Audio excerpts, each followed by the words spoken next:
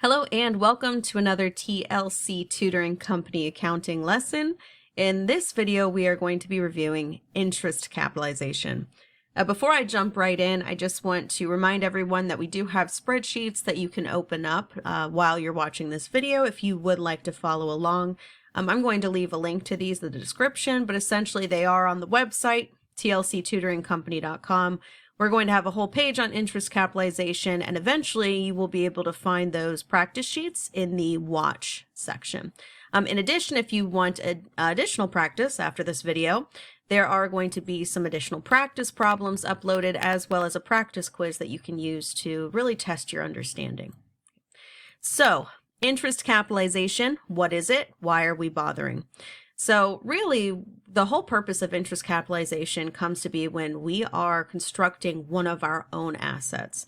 A lot of times we hear about this when a company is constructing their own building or perhaps constructing specialized equipment for their use.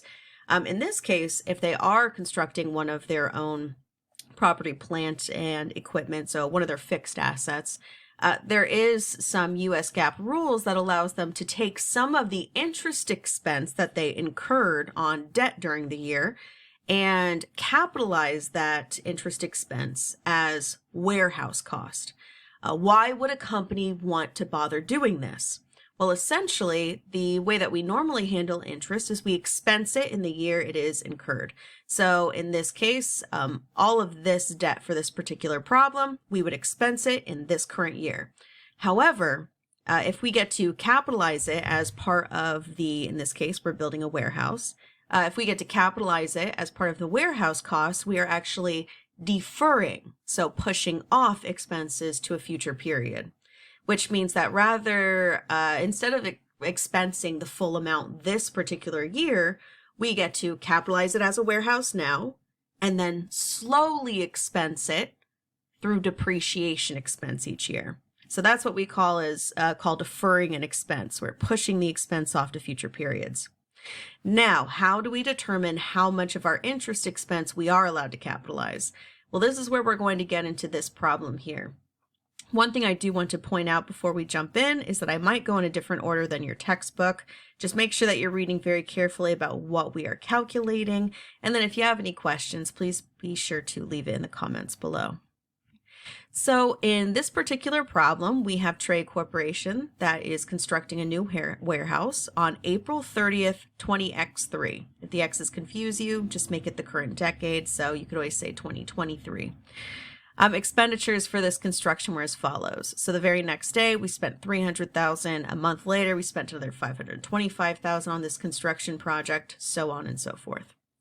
Now, in order to finance this construction, we have some specific debt. So on March 1st, we issued a $300,000 8% 10-year bond to finance the construction. We will we'll always call debt that we issue in order to specifically finance construction, specific debt. Again, it is specific to the finance or to the construction project we are working on.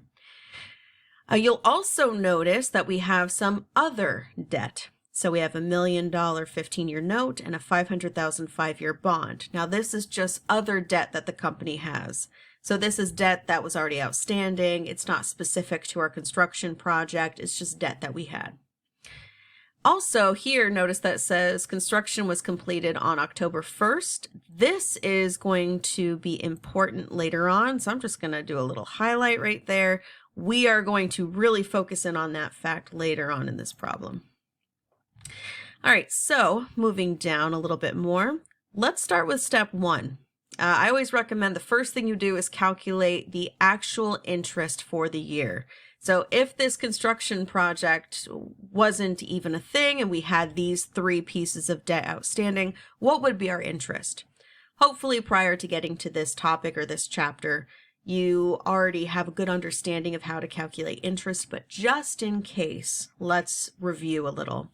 So the formula for simple interest is principal times rate times time.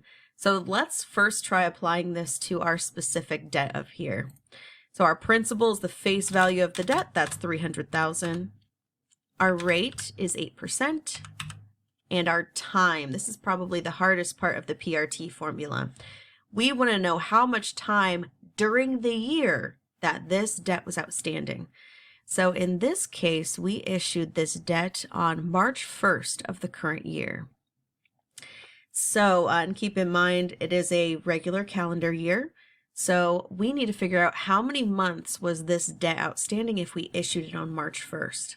So it was outstanding all of March, April, May, June, July, August, September, October, November, and December. And if you were counting along on your fingers like I just was, you'll see that that's 10 months. So for 10 months out of the year, this debt was outstanding.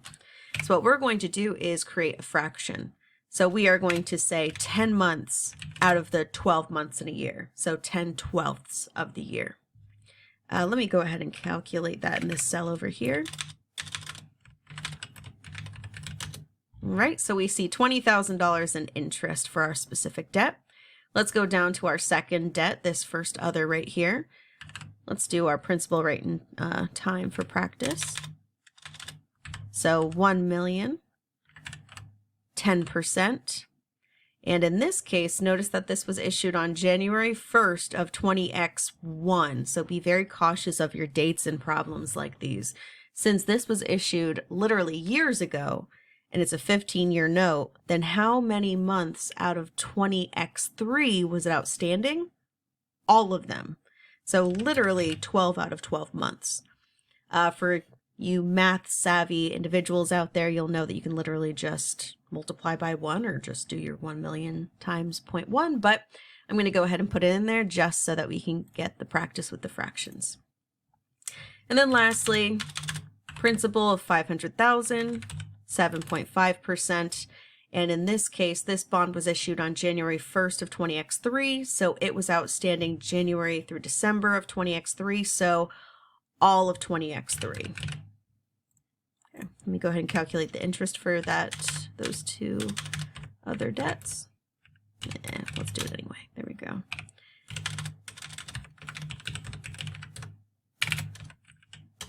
Okay, so we see that we have $157,500 in interest. Now, if this construction project wasn't occurring, all of that would be interest expense for the year.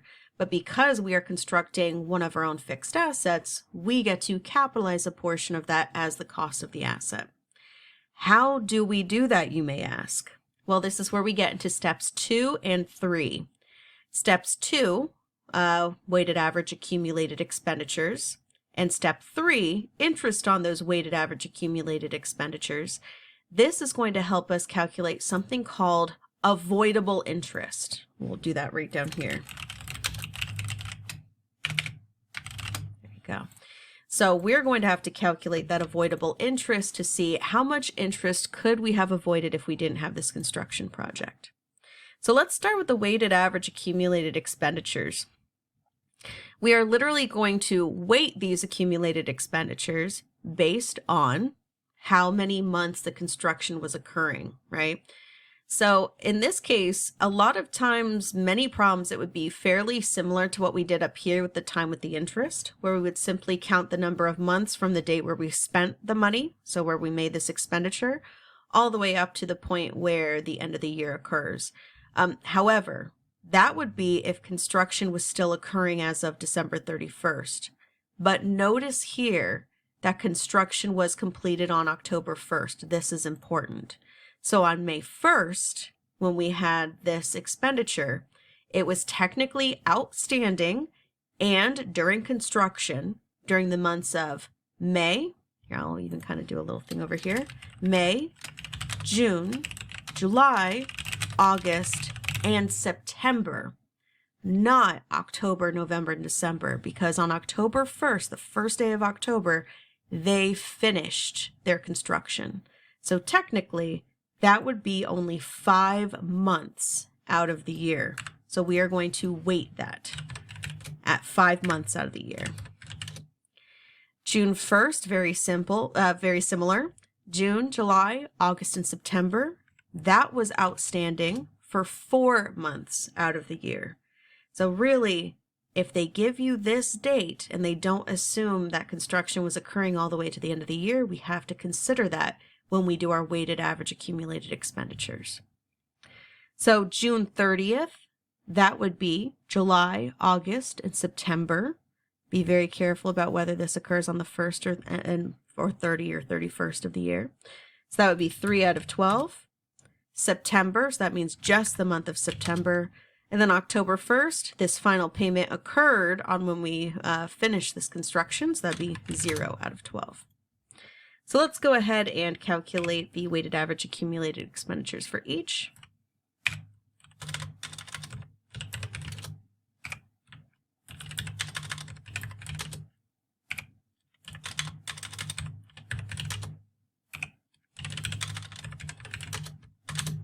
All right, so we see our weighted average accumulated expenditures is $393,750. So our next step is going to be to calculate the avoidable interest using what we just found.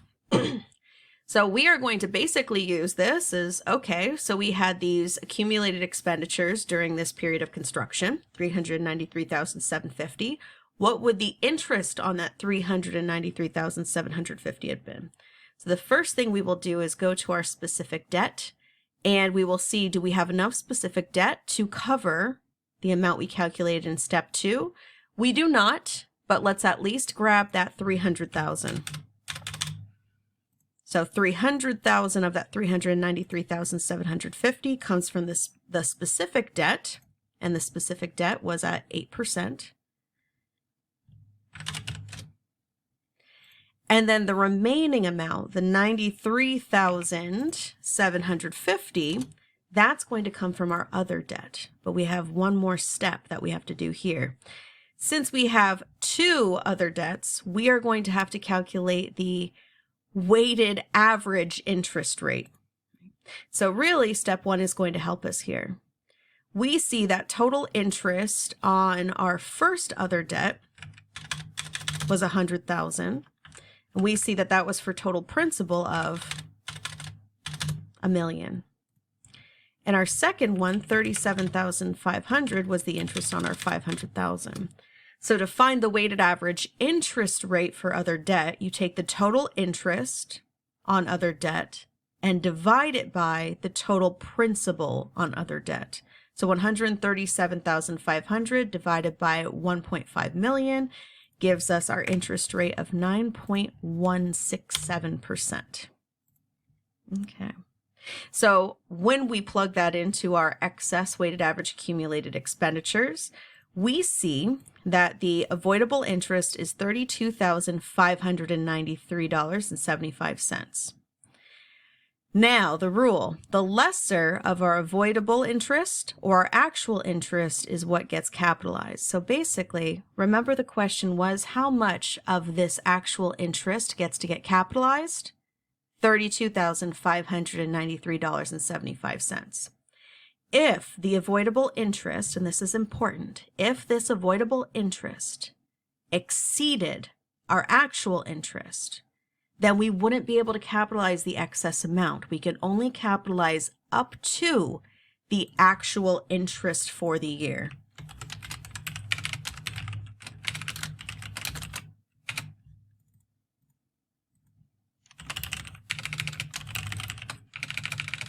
Technical difficulties. There we go. All right, so let's do our adjusting entry then. And that's supposed to say 20x3, by the way. There we go. So in our adjusting entry, we are then going to be splitting up this actual interest between the avoidable capitalized amount and the interest expense. So when we capitalize, we are going to be capitalizing to the cost of the warehouse, so whatever their buildings account would be. So in this case, the avoidable amount, $32,593.75, that is their capitalized amount to debit to the warehouse. Any excess beyond that we have in actual interest, that is what gets to be expensed to this period. So $157,500 minus our avoidable interest of $32,593.75. That's our interest expense, and then add them together to get our interest payable. All right, make sure that you go to our website if you feel like you need more practice. And until next time, happy studying.